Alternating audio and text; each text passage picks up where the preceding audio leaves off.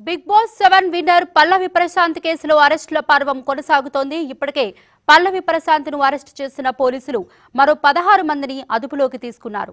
Arrest అయిన వారిలో 12 మంది మేజర్లు, 4 మైనర్లు ఉన్నారు. ఈ 12 మందిని వైద్య పరీక్షల అనంతరం నాంపల్లి కోర్టులో హాజరుపరచనున్నారు.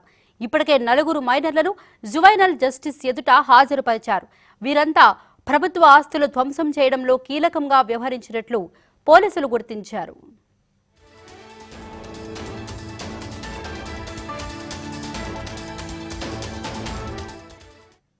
మరోవైపు పల్లవి ప్రశాంత్ బెయిల్ పిటిషన్పై వాదనలు పూర్తయ్యాయి. తీర్పును శుక్రవారం వెల్లడించనుంది నాంపల్లి కోర్టు.